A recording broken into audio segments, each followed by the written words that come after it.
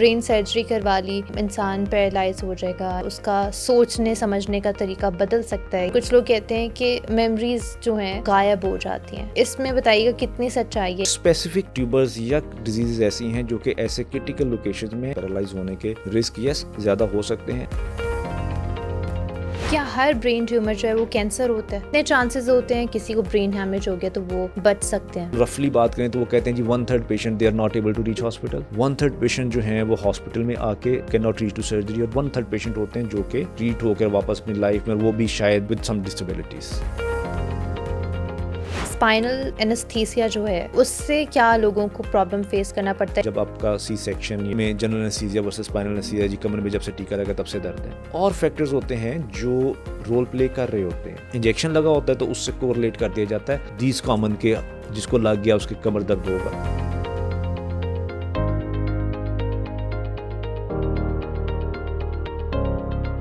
अस्सलाम वालेकुम। आज हमारे साथ डॉक्टर खावर अमन मौजूद हैं जो कि consultant neuro and spine surgeon हैं, जिनसे हम जानेंगे कि सबसे डेंजरस ब्रेन इंजरी कौन सी होती है, ब्रेन सर्जरी के बाद मेमोरी लॉस के कितने चांसेस होते हैं और स्पाइन प्रॉब्लम से कैसे बचा जाए। ये सब जानने के लिए आज का एपिसोड एंड तक ज़रूर देखिएगा।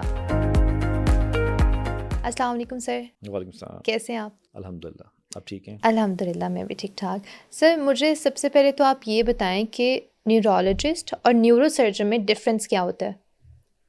जी, ये दो डोमेन्स हैं, न्यूरोसर्जन एंड न्यूरोलॉजिस्ट या neurophysician. Neurophysician they are specialised in diagnosing and treating the conditions of brain, spine, nerves and muscles जो कि नॉन सर्जिकल हैं, जिनका विदाउट सर्जरी ट्रीटमेंट है। कुछ स्पेसिफिक कंडीशंस हैं जिनको they treat better. On the other hand neurosurgeon are trained for the surgical procedure of brain, spine, nerves, not only surgery but the conditions that can be managed without surgery. और surgery is always the last resort, especially in the spine conditions. brain के ज़्यादातर जो procedures हैं उनमें surgery primarily होती है। तो neurosurgeons they are specially trained for surgeries and some conditions with can be treated without surgery at the initial stage. ठीक है। अच्छा, आप भी spine surgeries वगैरह करते हैं? जी, हम neurosurgeon they do both brain and spine surgeries. All right. अच्छा, मुझे ये बताइएगा कि मिथ्स क्या है? मतलब अगर ब्रेन को लेके काफ़ी लोगों की मिथ्स होती है ना कि ब्रेन सर्जरी करवा ली तो इंसान पैरालाइज हो जाएगा या फिर उसका सोचने समझने का तरीका बदल सकता है या स्लो प्रोसेस हो सकता है, और कुछ लोग कहते हैं कि मेमोरीज जो हैं वो गायब हो जाती हैं, आप ज़्यादा मेमोरीज होल्ड नहीं कर पाते। तो इसमें बताइएगा कितनी सच्चाई है या क्या सच झूठ है? इसमें देखिए बहुत सारी मिथ्स हैं, कुछ सच्चाइयाँ भी हैं, क्योंकि there are different diseases, different locations of brain. तो उसमें सर्जरी ऐसा नहीं है कि सर्जरी करवाएंगे तो ये चीज़ें हो जाएंगी। सर्जरी इज़ नॉट ऑप्शन के हमने इसको ऑप्ट करना है, नहीं करना। सर्जरी जो करवाई जाती है ये समझे कि एक मजबूरी में है, किसी को ब्रेन ट्यूमर डायग्नोज हुआ, you have to go for surgery. तो सर्जरी का जो प्राइमरी मकसद है वो लाइफ सेविंग है, बकाया सारी चीज़ें सेकेंडरी होती हैं। ठीक है। जो मिथ्स के हवाले से अगर मैं कहूँ तो ज़रूरी नहीं है कि हर ब्रेन सर्जरी में या हर ब्रेन डिजीज़ में ये चीज़ें होंगी। ठीक है। बहुत सारी ब्रेन सर्जरीज आजकल जैसे एडवांसमेंट है टेक्नोलॉजी में, तो उसके साथ गैजेटरी में स्किल्स भी उस तरीके से बहुत एडवांस्ड हैं। तो बहुत सारी ऐसी डिजीज़ या ऐसी सर्जरीज जिनमें इनका रिस्क ज़्यादा होता था, अब बहुत कम है। ठीक है। कुछ स्पेसिफिक ट्यूबर्स या डिजीज़ ऐसी हैं जो कि ऐसे क्रिटिकल लोकेशंस में हैं, वहाँ पे इनके मेमोरी के या पैरालाइज होने के रिस्क ज़्यादा हो सकते हैं। लेकिन वो कुछ स्पेसिफिक जो केसेस होते हैं उनमें पेशेंट्स को एक्सप्लेन किया जाता है कि this is a high risk surgery. लेकिन बहुत सारी सर्जरीज ऐसी हैं जो जिनमें इनका रिस्क 2-4% से ज़्यादा नहीं है, and they are very safe and successful as well. ठीक है। नहीं मतलब डॉक्टर जो है वो पेशेंट को बता सकते हैं कि इसमें इस चीज़ के होने के भी चांसेस हैं। हर सर्जरी में पेशेंट को उससे पहले एक्सप्लेन किया जाता है। कुछ सर्जरी होती हैं जिनमें रूटीन रिस्क है, रिस्क कभी भी ज़ीरो नहीं हो सकता। You can minimise with better skills, with better gadgets, with better techniques आप मिनिमाइज तो कर सकते हैं, आप उसको ज़ीरो नहीं कर सकते। तो पेशेंट्स को गाइड किया जाता है। जिनमें ज़्यादा चांसेस होते हैं, कुछ कंडीशंस हैं जिनमें पैरालिसिस का रिस्क ज़्यादा है, कुछ में मेमोरी का ज़्यादा है, कुछ में बोलने का ज़्यादा है, समझने का ज़्यादा है, तो उनको एक्सप्लेन कर दिया जाता है। But not with every brain surgery. All right. Yes. अच्छा मुझे ये बताइएगा कि अभी आपने ब्रेन ट्यूमर की बात की है, तो क्या हर ब्रेन ट्यूमर जो है वो कैंसर होता है? नहीं, ब्रेन ट्यूमर को अगर हम क्लासीफाई करें तो कुछ हैं बेनाइन, कुछ हैं मेलिग्नेंट। बेनाइन से मुराद है वो ट्यूमर जो कि कैंसर वाले नहीं हैं, जो कि अगर एक दफ़ा आपने उनको सर्जिकली फुली रिमूव कर दिया तो दोबारा ग्रो नहीं करते या जिस्म में कहीं फैलते नहीं हैं। दूसरे होते हैं मेलिग्नेंट ट्यूमर्स, जिनको हम जड़ों वाली रसोली भी कहते हैं। उनको बेसिकली कैंसर कहा जाता है, ब्रेन कैंसर या जो है जड़ों वाली रसोली या मेलिग्नेंट ट्यूमर्स। उनके चांसेस होते हैं कि वो दे स्प्रेड आउट ब्रेन के दूसरे हिस्सों में, या इवन एक दफ़ा आपने उनको ऑपरेट कर दिया, कम्प्लीटली रिमूव कर दिया, उसके बावजूद वो दोबारा हो जाते हैं। ठीक है। तो उनको ब्रेन कैंसर, उसमें फिर सर्जरी सिर्फ एक ऑप्शन नहीं होती, सर्जरी के साथ एडजुवेंट्स होते हैं जैसे कीमोथेरेपी, रेडियोथेरेपी, जो कि उनकी रिकरेंस को या कैंसर को बकाया जगहों में फैलने से रोकते हैं। ठीक है। और ये जो अभी आप बता रहे हैं कि रेडिएशंस के थ्रू भी होती है, तो क्या उसमें फिर जो आपका हेड पूरा शेव करना पड़ता है? नहीं, उसमें रेडिएशन के थ्रू नहीं होती। बेसिकली रेडिएशन में दो किस्म की हैं, एक है रेडियो सर्जरी और एक है रेडियोथेरेपी। रेडियो सर्जरी वो है कि जी कुछ फ्यू ब्रेन ट्यूमर्स जो कि या तो बहुत छोटे हैं या कुछ ऐसे एरियाज़ में हैं जो सर्जिकली एक्सेस करना सेफ़ नहीं है, उसमें हम रिकमेंड करते हैं रेडियो सर्जरी। वो एक स्पेसिफिक टाइप की रेडिएशंस होती हैं, गामा नाइफ, साइबर नाइफ, जो कि उस ट्यूमर को स्पेसिफिकली जाके बस रेडिएट करती है और उनको वहीं पे क्योर करती हैं। ठीक है। जो रेडियोथेरेपी है वो एडजुवेंट टू सर्जरी है। आप सर्जरी करेंगे, ट्यूमर जितना मैक्सिमम आप सेफली रिमूव कर सकते हैं। समटाइम आप सारा निकाल देते हैं, समटाइम आप 70-80%, 90% तक रिमूव करते हैं, और पेशेंट को सेफ्टी को देखते हुए कुछ रह जाता है। फिर आप उसमें एडजुवेंट के तौर पे रेडियोथेरेपी और कीमोथेरेपी यूज़ करते हैं। उनके साइड इफ़ेक्ट होते हैं, ज़ाहिर है। जब कीमोथेरेपी है तो उससे लोगों के बाल भी, तो कुछ लोग वैसे ही उसको मद्देनज़र रखते हुए शेव करवा लेते हैं। ऑलराइट। अच्छा, वैसे ब्रेन की जो सबसे क्रिटिकल सर्जरी होती है तो वो कौन सी है? उसमें हम किसी एक को लेबल नहीं कर सकते। बहुत सारी सर्जरीज़ हैं, उनमें कंपैरेटिवली आर वेरी सेफ उनकी अप्रोचेस। कुछ हैं क्रिटिकल है, क्रिटिकल में जैसे वास्कुलर सर्जरी है। ठीक, वो किस लिए होती है? वास्कुलर सर्जरी फॉर जो मोस्ट कॉमन हमारे पास, जो अगर हम बात करें तो ब्रेन हेमरेज की एक स्पेसिफिक टाइप है, सब रेक्नॉइड हेमरेज, जिसमें एन्यूरिज्म ब्लीड की वजह से या एवीएम्स हैं, उसके अपने रिस्क हैं। और उसके अलावा कुछ स्कल बेस्ड सर्जरीज हैं, कुछ ब्रेन के ऐसे क्रिटिकल एरियाज हैं वहाँ की कंपैरेटिवली रिस्की होती हैं। लेकिन again it depends on every condition, and again के कितनी स्किल है और आप क्या अप्रोच यूज़ कर रहे हैं। बट अब बहुत सारी चीज़ें जो पहले डेंजरस समझी जाती थी या नो गो एरिया समझे जाते थे, एडवांसमेंट ऑफ टेक्नोलॉजी के साथ और स्किल्स बेहतर होने से अब बहुत सारी चीज़ों के रिजल्ट्स कंपैरेटिवली बहुत बेहतर है। Alright. और हम इवन जो डिजीज़ या कोई ऐसे एरियाज़ हैं जो क्रिटिकल हैं, उनको प्लान ही उस तरीके से किया जाता है या उतना किया जाता है कि सेफ्टी को मद्देनज़र रखा जाए। ठीक है। तो ये जो अभी आपने ब्रेन हेमरेज की बात की है, ये बेसिकली स्टार्ट होते हैं जब आपके ब्रेन की किसी भी वेन में ब्लड क्लॉट आ जाता है। इसमें इसको डिफरेंशिएट करना, यस, जो ब्लड क्लॉट जो अमूमन हम कहते हैं, ब्लड क्लॉट से मुराद होता है कि ब्रेन की जो वेसल है, शरेयान है, उसके अंदर कोई क्लॉट आया, उसने ब्रेन की सप्लाई को रोक दिया, और आगे का जो एरिया जो उसे सप्लाई था वो डैमेज हुआ। वो ब्रेन हेमरेज नहीं है, this is called ischaemic stroke, या आम अल्फाज में जिनको हम ये कहते हैं क्लॉट आ गया। जो हेमरेज से मुराद होता है कि अगर मैं सादा अल्फाज में कहूँ तो लीकेज फ्रॉम द वेसल। ठीक है, ब्रेन हेमरेज। इन दोनों के अलग अलग इलाज हैं? यस, अच्छा है वो भी क्लॉट, ब्लड क्लॉट। एक क्लॉट वो है जिसको हम कहते हैं कि वो शरेयान के अंदर जाके रुका, उसने सप्लाई उसकी रोक दी, उस ब्रेन का वो एरिया डैमेज हुआ। दूसरा क्लॉट ये होता है कि लीक हुआ, वो जो ब्लड का क्लॉट बाहर आया, उसने बकाया ब्रेन को प्रेशर दिया। तो ये दो डिफरेंट हैं। उसमें फिर ब्रेन हेमरेज में दो किस्म है। एक है हाइपरटेंसिव ब्लीड, जो रूटीन में हमारे ब्लड प्रेशर के मरीज़ हैं, ब्लड प्रेशर कंट्रोल नहीं होता, उनको पता नहीं होता, या पता भी है, they are not taking care of that. आहिस्ता आहिस्ता वो वीक हो जाती हैं और उन दे आर प्रोन के कभी वो जो है ब्रेन हेमरेज हो जाए। दूसरे होते हैं कि कंजेनिटली, पैदाइशी तौर पर या कुछ ट्रॉमा के बाद शरेयाने का कुछ हिस्सा, शरेयान का, ब्लड वेसल का, वो फूल जाता है एबनॉर्मली, जिसको हम एन्यूरिज्म कहते हैं। एंड दैट्स वो वीक पार्ट होता है, and that's prone to bleed. ठीक है। ओके। उसमें अगर कोई पेशेंट ब्लड प्रेशर का नहीं भी है या एज वो नहीं भी है तो उसमें वो रप्चर कर सकता है। ठीक है। तो सिम्टम्स क्या होते हैं वैसे? इनमें सिम्टम जो अमूमन ब्रेन हेमरेज के होते हैं उसमें एक तो हेडेक होगा, सडन होगा, बड़ा सीवियर हेडेक होगा। फिर उसकी सिवियरिटी के अकॉर्डिंगली साथ में वॉमिटिंग हो सकती है, पेशेंट अनकॉन्शियस हो सकता है, जिस्म का कोई हिस्सा मफलूज हो सकता है, बोलने का जो सिस्टम है वो मुतासिर हो सकता है, डिपेंडिंग कि कितना हेमरेज हुआ, किस एरिया में हुआ। और चूँकि मैंने बताया कि 2 मोस्ट कॉमन डिफरेंट टाइप्स हैं तो दोनों का तरीका इलाज भी अलग-अलग है। ठीक है। नहीं तो मतलब जो जैसे कि आपने बताया कि डिफरेंट हो सकता है, इंसान अपने सबकॉन्शियसनेस में भी जा सकता है, बोलने बिल्कुल। का तरीका भी बदल सकता है या हुँ, चुप हो सकता है। हुँ। तो उस हालात में फ़ौरन क्या कर सकते हैं? सबसे पहले तो फ़ौरन जो भी करीबी आपके पास टर्शियरी केयर हॉस्पिटल है जो कि इसको डील कर सकता है, जहाँ पे स्पेशलिस्ट न्यूरोसर्जन अवेलेबल हैं, पेशेंट को फौरी या अगर दूर देहात के इलाकों से हैं जो भी करीबी फैसिलिटी अवेलेबल है वहाँ पेशेंट को स्टेबलाइज़ किया जाए, ब्लड प्रेशर उन चीज़ों को, और फिर फर्स्ट एड दे के और जो भी नियरेस्ट अवेलेबल अच्छी फैसिलिटी है जहाँ पे न्यूरोसर्जरी की सहूलियत है वहाँ पे पेशेंट को शिफ्ट किया जाए।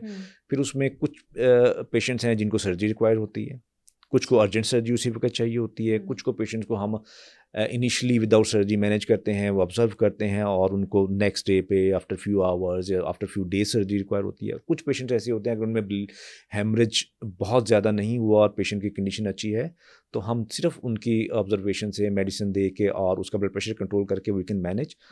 एम होता है कि दोबारा होने से बचाया जाए। ठीक है। जो और अभी हुआ कितने उसमें चांसेस होते हैं कि अगर किसी को ब्रेन हैमरेज हो गया तो वो बच सकते हैं?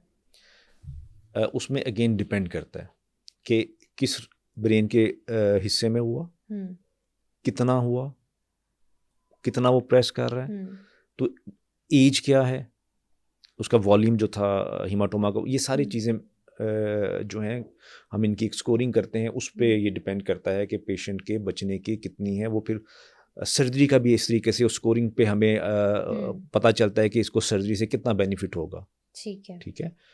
इसी तरीके से जो दूसरी टाइप ऑफ हेमरेज है जिसको सब रेक्नॉइड जी, एनेरिज्म जी। है, उसमें अगर हम रफली बात करें तो वो कहते हैं जी 1/3 patient they are not able to reach hospital, 1/3 patient जो हैं वो हॉस्पिटल में आके they even can not reach to surgery, और 1/3 पेशेंट होते हैं जो कि ट्रीट होकर वापस अपनी लाइफ में, वो भी शायद विद सम डिसेबिलिटीज। तो ये इतना लेकिन नोटोरियस समटाइम हो सर्जरीज जाता है। के बाद भी कुछ लोग नहीं बचते। यस, देखें सर्जरी का जो एम है सबसे पहले तो वो होता है कि आप उसको, जो इवेंट होना था वो हो गया, उसकी जो सिवियरिटी थी वो है, आप सर्जरी कर रहे होते हैं कुछ कंडीशन में just to give him a chance कि उसको बचाया जाए, तो उसमें हर बार आप उसमें कामयाब नहीं हो पाते। जितनी क्रिटिकल होती है वो फैमिली को एक्सप्लेन किया जाता है, family want to take chance तो उसमें दिया जाता है।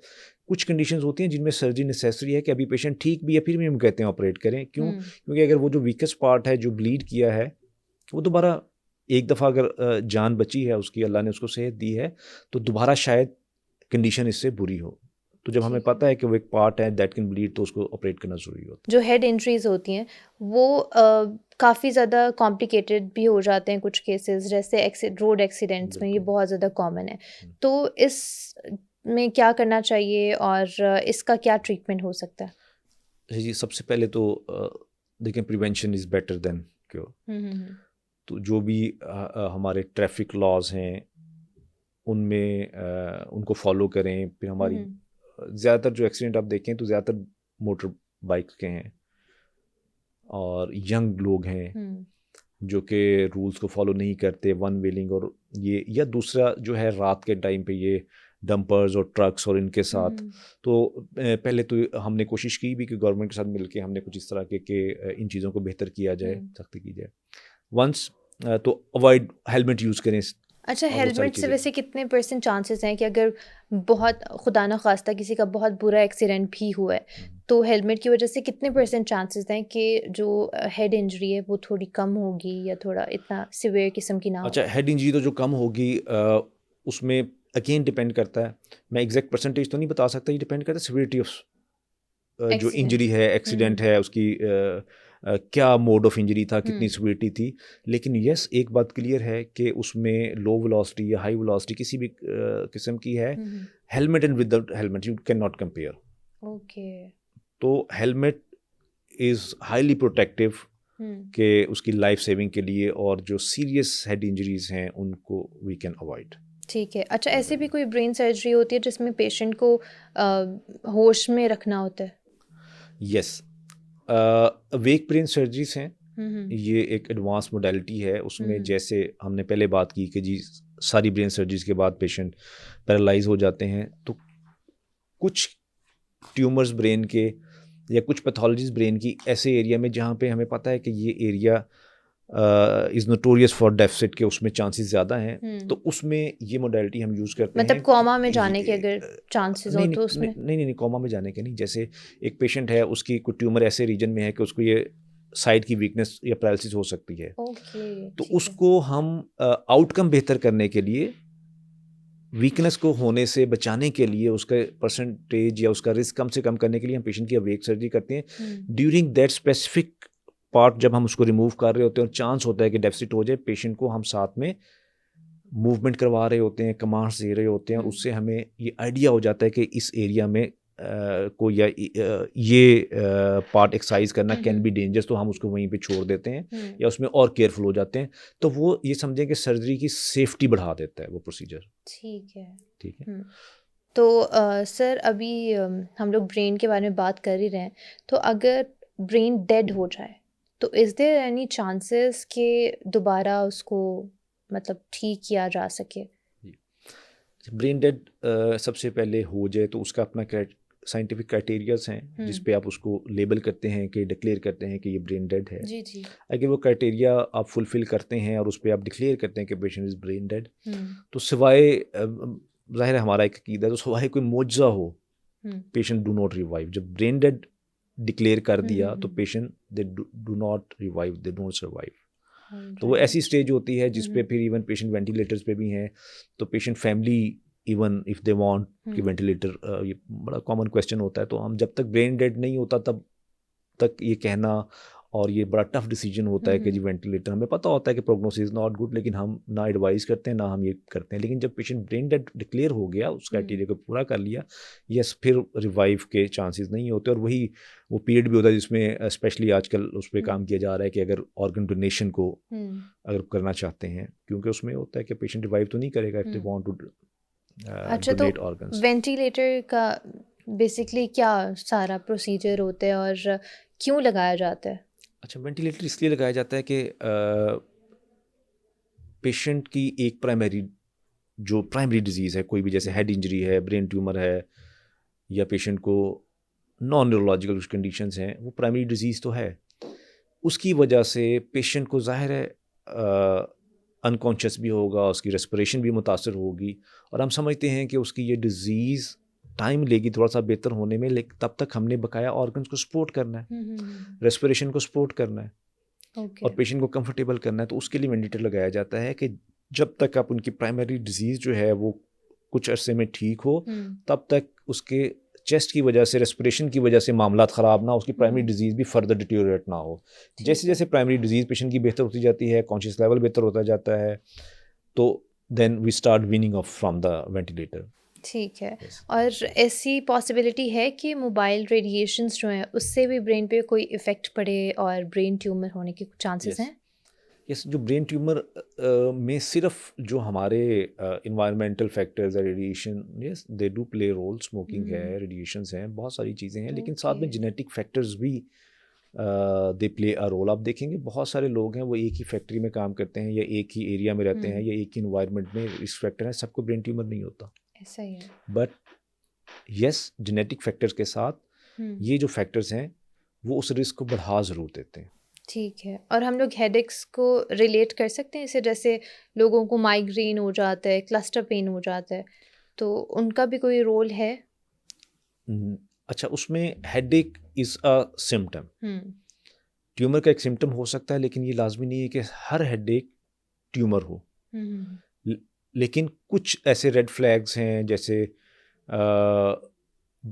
हेडेक के साथ जैसे न्यू ऑनसेट हेडेक है, या हेडेक ऐसा है not getting better with medicine, या वक्त के साथ साथ वर्स हो रहा है, या एसोसिएटेड फैक्टर्स हैं, साथ में उसको नज़र का कोई प्रॉब्लम बन रहा है, साथ में उसके कोई साइड वीकनेस हो रही है, उसकी मेमोरी के कोई प्रॉब्लम्स हैं, वॉमिटिंग है, डिफरेंट, वो जो हम अपने पेशेंट जब आता है हेडेक बताते हैं तो हम डिफरेंट क्वेश्चन करते हैं। वो क्वेश्चनिंग बेसिकली स्क्रीनिंग के लिए होती है, क्या हमें लग रहा है कि ये ब्रेन ट्यूमर से रिलेटेड हो सकता है। तो migraine cluster headache, these are sort of benign type of headaches. ठीक है। ठीक है, तो उनका नहीं होता कि लॉन्ग टर्म में वो ट्यूमर कॉज करेंगे। Yes, some other types of headache, उन अगर आपको कोई डाउट है तो स्क्रीनिंग ज़रूर करनी चाहिए उसके लिए। अभी आपने सर बात की थी कि अब ब्रेन सर्जरीज में काफ़ी ज़्यादा एडवांसमेंट आ चुकी हुई है, तो कौन से ऐसे टूल्स हैं या कौन सी ऐसी एडवांसमेंट है जो आप बताना चाहेंगे जो आ गई हुई है और जिससे बहुत ज़्यादा लाइक सेफ्टी के चांसेस होते हैं ब्रेन सर्जरी जी। करते हुए? अच्छा जी, ब्रेन सर्जरी में कोई भी सर्जिकल प्रोसीजर, उसमें जो प्राइमरीली आपकी मैटर करती हैं वो आपकी स्किल्स हैं। ओके। लेकिन यस, जो जदीद टेक्नोलॉजी है, गैजेटरी है, टेक्निक्स हैं, वो स्किल्स के साथ अगर आप उनको कंबाइन करें तो हमारी पेशेंट का आउटकम बेहतर हो जाता है, सेफ्टी बढ़ जाती है। जैसे कि अभी हमने अवेक ब्रेन सर्जरी की बात की, जी। उसमें आप सेफ्टी बढ़ा लेते हैं। इसी तरीके से कुछ गैजेट्स हैं, जैसे न्यूरो नेविगेशन है, is just like Google maps. Brain के कोई एरियाज़ हैं जहाँ पे ट्यूमर्स ऐसे हैं जिनको लोकेट करना थोड़ा सा डिफ़िकल्ट है, या आप लोकेट करते हुए ब्रेन को ज़्यादा डैमेज कर सकते हैं, तो आप न्यूरो नेविगेशन मशीन है वो लाइव आपको दिखा रही होगी कि where you are going, what you are doing. तो वो सेफ्टी सर्जरी की बढ़ा देती है। फिर इस तरीके से स्टीरियोटैक्टिक बायोप्सीज हैं, फिर माइक्रोस्कोप्स हैं, और इस तरह की डिफरेंट मोडेलिटीज़ हैं जो सर्जरी की सेफ्टी बढ़ाती हैं। और अगर हम कंपेयर किया जाए कुछ साल पहले जो न्यूरोसर्जिकल के आउटकम से सोचा जाता था कि हर ब्रेन ट्यूमर वाला पेशेंट जो है ही विल नॉट सर्वाइव या कोमा में जाएगा, अब मेरा ख्याल है उससे बहुत ऑपोजिट हो गया है। बहुत कम पेशेंट्स हैं जो कि अगर उनका जो इनिशियल स्टेटस सर्जरी से पहले वो अच्छा है तो most probably patient will wake up with a good status with few days. कुछ पेशेंट्स में होता है, यस, बट अगर हम कंपेयर करें तो अब रिजल्ट्स बहुत बेहतर है, सेफ्टी एंड सक्सेस पहले से बहुत बेहतर है। ठीक है। अच्छा, अब हमने ब्रेन के बारे में तो बहुत बात कर लिया है। अब अगर हम लोग स्पाइन की बात करें तो डिस्क बल्ज जो आजकल एक टर्म बहुत ज़्यादा आम हुई हुई है, बहुत कॉमन हुई हुई है, तो ये क्यों हो रहा है लोगों को और किस लाइक स्पेसिफिक किसी एज में जाके ये प्रॉब्लम हिट करती है या किसी एज में भी हो सकता है? अच्छा जी, डिस्क बल्ज जो है डेफिनेटली स्पाइन डिजीज में अगर हम देखें तो मोर कॉमन जो हम देखते हैं वो ये डिजीज़ है। Basically disc bulge, normally disc हर दो मोरों के दरमियान में, वर्टिब्रा के दरमियान में एक कुशन है जिसमें एक बाहर टफ कैप्सूल है और उसके अंदर एक जेली मटेरियल है, और उसमें से जब उसकी ये बल्जिंग होती है और वो जाके कोई न्यूरल स्ट्रक्चर्स को कंप्रेस करती है, उसको डिस्क बल्ज कहते हैं। जो डिस्क की डिजीज़ हैं वो वैसे तो डिजेनरेटिव डिजीज़ को कहा जाता है कि इट्स एजिंग ऑफ स्पाइन। जैसे जिस्म में चेंजेस आती हैं, झुर्रियाँ आती हैं, बाल सफ़ेद होते हैं, मोरों पे भी ये समझें कि उनकी झुर्रियाँ हैं या उनकी एजिंग है। लेकिन अब हम देखें तो बहुत सारे यंग पेशेंट्स वो प्रेजेंट करते हैं इन कंप्लेंट के साथ। उसमें बहुत सारे हमारे लाइफस्टाइल, जेनेटिक फैक्टर्स भी ज़ाहिर है प्ले करते हैं हर डिजीज़ में, लेकिन लाइफस्टाइल जो हमारी है जिसमें वेट है, हमारा काम करने का तरीकाकार है, लॉन्ग सिटिंग है, पुअर पोस्चर में सिटिंग है, पुअर पोस्चर में जो आपका काम करना है, वज़न उठाना है, स्मोकिंग है, फास्ट फूड है और लैक ऑफ एक्सरसाइज है, ये सारी चीज़ें रोल प्ले करते हैं, जिसकी वजह से अब बहुत सारे यंग एज में भी हम बहुत कॉमनली इन चीज़ों को देख रहे होते हैं। ठीक है। अच्छा, वैसे डॉक्टर के पास जाने से पहले आपको अगर इस तरह की कोई चीज़ें फ़ील हों, जिस तरह की आपने ये बताई हैं कि बैड पोस्चर से बैक पेन स्टार्ट हो जाती है, जो भी आम रूटीन में आपका लाइफ़स्टाइल इफ़ेक्ट करता है इस पे डेफ़िनेटली, तो इंसान को क्या चीज़ें फिर जो हैं वो अपनी लाइफ़ में चेंज करनी चाहिए जिससे बचा जा सकता है मतलब? स्पाइन डिजीज़ के हवाले से जो एक चीज़ हम सबको रिकमेंड करते हैं कि उसमें एक तो पोस्चर करेक्शन है। ठीक है। जैसे बैंकर्स हैं, टीचर्स हैं, आईटी वर्कर्स हैं, लॉन्ग सिटिंग है, पुअर पोस्चर में सिटिंग है, उनमें हम एडवाइस करते हैं कि avoid long sitting, leg cross करके ना बैठें, कमर की टेक सीधी लगा के बैठें, आगे को झुक के ना बैठें, पीछे को इंक्लाइन होकर ज़्यादा देर के लिए ना बैठें। इसी तरीके से लॉन्ग स्टैंडिंग अवॉइड करें, एक टांग पे वज़न डाल के खड़ा होना अवॉइड करें। वज़न अगर ज़्यादा है तो उसे जो है इम्प्रूव करें, बेहतर करें, कम करें वज़न अपना। Some sort of exercise, daily walks, ये अपनी रूटीन बनाएं। Back muscle physiotherapy very important कि अगर आपके बैक, क्योंकि स्पाइन को क्या चीज़ सपोर्ट करिए, आपके मसल्स आर वीक, स्पाइन पे ज़्यादा स्ट्रेस आएगा। ठीक है। अगर आपके मसल स्ट्रांग है, अगर आप उनको स्ट्रांग करें तो अगर डिजीज़ इनिशियल स्टेज पे है भी तो वक्त के साथ साथ विद योर पोस्टर करेक्शन एहतियात वो बेहतर हो जाएगी। तो फिजियोथेरेपी, फिर और जैसे स्मोकिंग है ठीक है। वो, और अच्छा, आपका स्मोकिंग भी यस स्पाइन यस को? ये this is related. Okay. Smoking बहुत ज़्यादा तो नहीं आप कह सकते कि हर डिस्क वाला जो है वो स्मोकर ही होगा, ऐसा नहीं है। लेकिन ये स्मोकिंग प्लेज अ रोल के इसकी आपकी जो डिस्क डिजीज़ है इसमें भी, जैसे बहुत सारी और बीमारियों में उसका रोल है, इसमें भी है। ठीक है। अच्छा, ये तो कॉमन चीज़ें होगी ना कि आप घर में या खुद अपना इलाज किस तरह कर सकते हो या एहतियात किस तरह कर सकते हो। तो कौन सी ऐसी चीज़ है जब आपको फ़ील हो तो आपको डॉक्टर को लाज़मी कंसल्ट करना चाहिए? अच्छा, इसमें एक तो पेन की सीवियरिटी है, वो तो हर पेशेंट को पता चल जाएगा, सीवियर पेन है, काबिल बर्दाश्त है, he will seek medical advice. उसके अलावा कुछ रेड फ्लैग्स होते हैं। अब पेशेंट्स है इग्नोर कर रहे होते हैं, पेन है उसमें, लेकिन वो बहुत कॉमनली नहीं होते। अमूमन उससे पहले पेशेंट की हिस्ट्री होती है कि उसको ज़्यादा पेन हो। उनमें कुछ पेशेंट्स हैं जो आए नहीं होते या हमारे पास अंडर ट्रीटमेंट भी होते हैं, हम उन्हें कहते हैं कि इन रेड फ्लैग्स का ख्याल रखें, और अगर इनमें से हो तो फिर अर्जेंट आप उसको एड्रेस करें। जैसे कि पेशाब पखाने का कोई मसला है, ठीक है। आपको पेशाब पखाने की जगह में नमनेस फील हो, या ये रेड फ्लैग्स हैं। ये रेड फ्लैग है ओके। कि वो आपका मुतासिर हो रहा है या आपको पाँव के पंजों में ताकत की कमी। अगर स्पेसिफिकली हम सिर्फ जो डिस्क बल्ज मोस्ट कॉमन होती है नीचे L4 5S1 के लेवल पे, ठीक है। पाँव के पंजे में कोई ताकत की कमी महसूस हो रही है, और पेशाब पखाने का कंट्रोल हो गया, ये वाली चीज़ें अगर आपको फील होती हैं तो उसमें हम कहते हैं कि दिस इज़ अर्जेंसी या इमरजेंसी। उसमें फिर हम वेट नहीं करते। अदरवाइज़ अगर पेशेंट को सिर्फ पेन तक का है और बहुत बड़ा डिस्क बल्ज नहीं है, जो हम समझते हैं कि पेशेंट की एहतियात से वक्त के साथ बेहतर हो सकता है, तो हम उसे कहते हैं कि with these precaution medicine physiotherapy continue, unless कि ये खुदा ना करे कोई इस तरह के रेड फ्लैग्स होते हैं। जिन लोगों का प्रॉब्लम जो है वो बहुत सीवियर किस्म का हो जाता है और सर्जरीज तक बात पहुंच जाती है, तो स्पाइनल एनेस्थीसिया जो है उससे क्या लोगों को प्रॉब्लम फेस करना पड़ता है, या उस पे उसकी वजह से स्पाइन पे कोई इफ़ेक्ट होता है?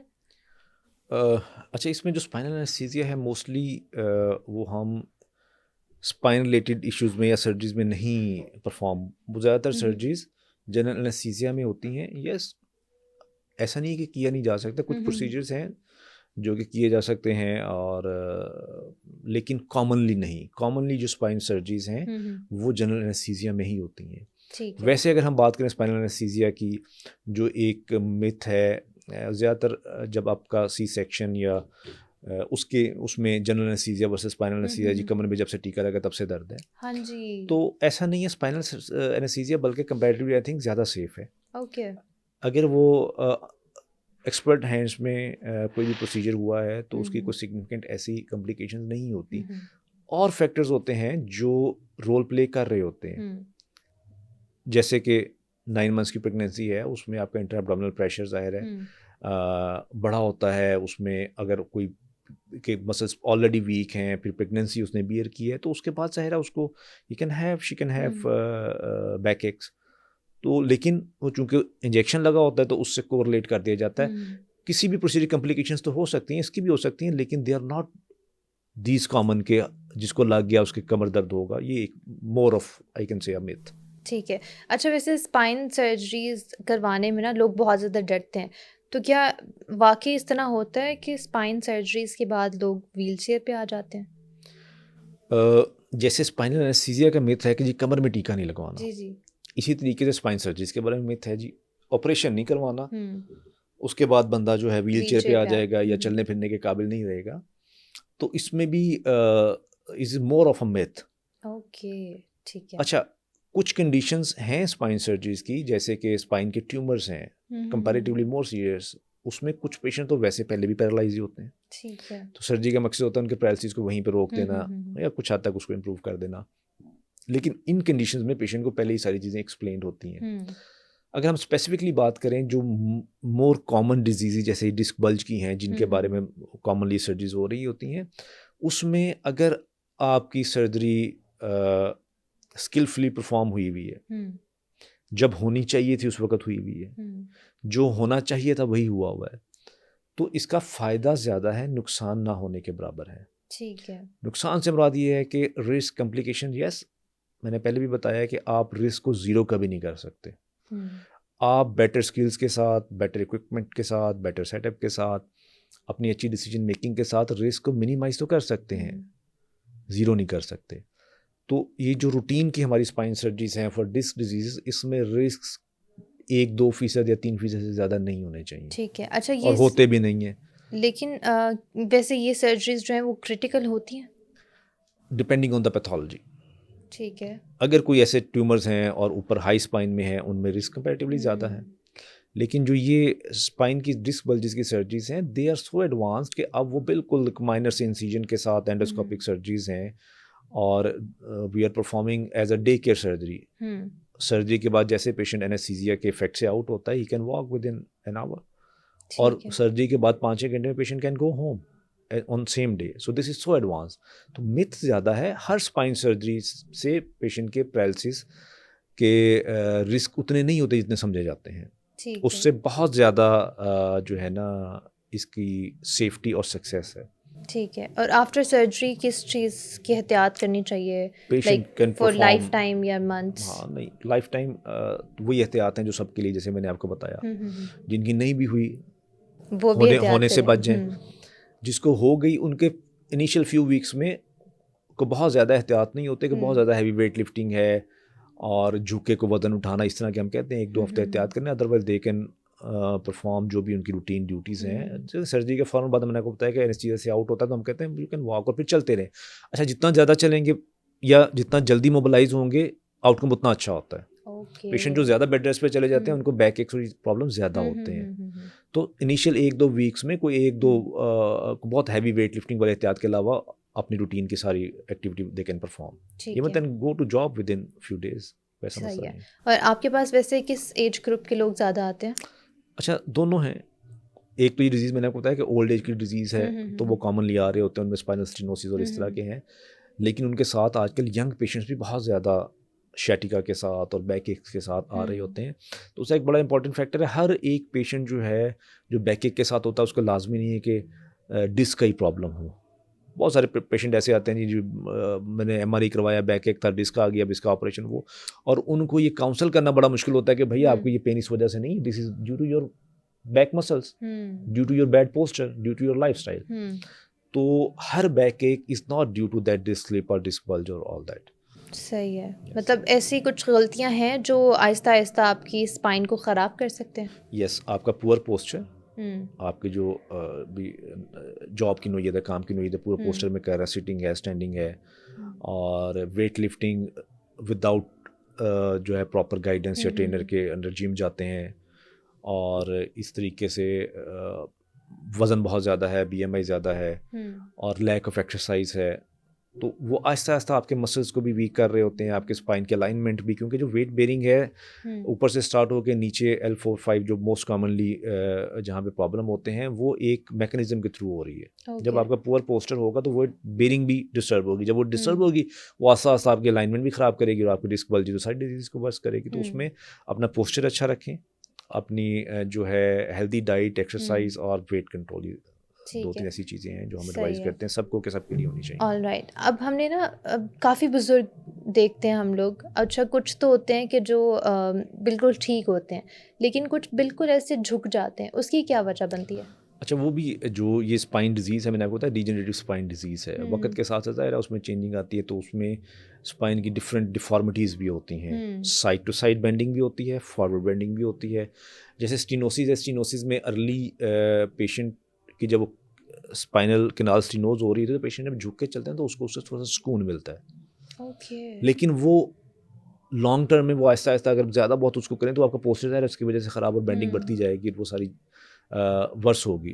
और ये जो डिफॉर्मिटीज़ हैं विद एज, उसकी वजह से भी बेंडिंग की भी, साइड बेंडिंग की भी और सारी। अच्छा, वैसे ये इसका कोई ट्रीटमेंट है? वैसे ये बिल्कुल ठीक हो सकता है? ट्रीटमेंट है, बिल्कुल ट्रीटमेंट है। उसमें एक चीज़ जो बड़ी इंपॉर्टेंट मैटर करती है कि टाइमली ट्रीटमेंट। ठीक है। वो जैसे कहा जाता है मतलब कि बहुत लेट नहीं कि 5 साल हो गए। किसी भी मोडेलिटी का फ़ायदा तब होगा जब वो अपने आइडियल टाइम पे हो। सबके लिए मेडिसिन नहीं है, सबके लिए फिजियोथेरेपी नहीं है, सबके लिए सर्जरी नहीं है, सबके लिए इंजेक्शंस नहीं है। ऐसा है। ये मैं अक्सर करता हूँ कि पर्सनलाइज और एविडेंस बेस्ड केयर होनी चाहिए। पर्सनलाइज ये है कि जिसकी जो डिजीज़ है, एज है, उसके अकॉर्डिंगली जो उसके लिए सूटेबल है उस वक्त। अब किसी को अगर किसी टाइम पे सर्जरी एडवाइस हुई है, वो नहीं करता, उसको डिले करता, डेफिनेटली उसका नुकसान होगा, डिजीज़ वर्स होगी। सर्जरी का जो उस वक्त फ़ायदा था वो बाद में ज़ाहिर है उसका उतना शायद ना हो। तो टाइमली ट्रीटमेंट हमेशा फ़ायदा देती है, चाहे वो सर्जरी हो। बीइंग सर्जन ये मकसद नहीं होता कि हम सर्जन हैं तो हम हर पेशेंट को ऑपरेट ही करना है। मैंने आपको बताया कि सर्जन सिर्फ ऑपरेट नहीं करता, वो उन कंडीशंस को भी ट्रीट करता है जो कि अभी ऑपरेट के बगैर मैनेज हो सकती हैं, and we try our best के जो अवॉइड हो सकता है। हालांकि despite that much advancement in the skills and technologies, हम अवॉइड करते हैं कि जो पेशेंट सर्जरी से बच जाए। Surgery is always a last resort, लेकिन जब सर्जरी एडवाइजेबल है, एडवाइज है, होनी चाहिए, उसके रिजल्ट ज़्यादा बेहतर होंगे कंपैरेटिवली। ज़बरदस्त, ठीक है सर। आप लास्ट पे कोई मैसेज देना चाहेंगे ऑडियंस को? मैसेज तो बहुत ज़्यादा है जो हम टॉपिक डिस्कस कर रहे हैं उसके हवाले से ही। एक तो अपनी जो हमने कुछ प्रिकॉशंस बताई, इनको अपनी लाइफस्टाइल मॉडिफिकेशन, वेट कंट्रोल, ये सारी चीज़ें हैं। दूसरा ये जो मिथ्स हैं, सर्जरी नहीं करवानी, इंजेक्शन नहीं लगवाना, तो जो चीज़ें बजाय के सिर्फ गूगल सर्च करने से, रिश्तेदारों के मशवरे से प्रॉपर कंसल्ट करें जो भी आपके न्यूरो सर्जन है, स्पाइन सर्जन है, और उनकी एडवाइस को फॉलो करें। वो आपको जो एडवाइस करें, जिस टाइम पे आपके लिए सर्जरी अवॉइड करना बेहतर होगी, वो भी अवॉइड करेंगे, आप भी अवॉइड करना चाहेंगे, सर्जन भी अवॉइड करना चाहता है। तो टाइमली ट्रीटमेंट हमेशा फ़ायदा देता है। बेहतरीन, thank you so much sir for your time. आपका बहुत शुक्रिया, थैंक यू सो मच। और उम्मीद करती हूँ कि हमारी ऑडियंस को आज का एपिसोड काफ़ी ज़्यादा पसंद आएगा। अगले पॉडकास्ट तक के लिए मुझे दीजिए इजाज़त। अल्लाह हाफ़िज़।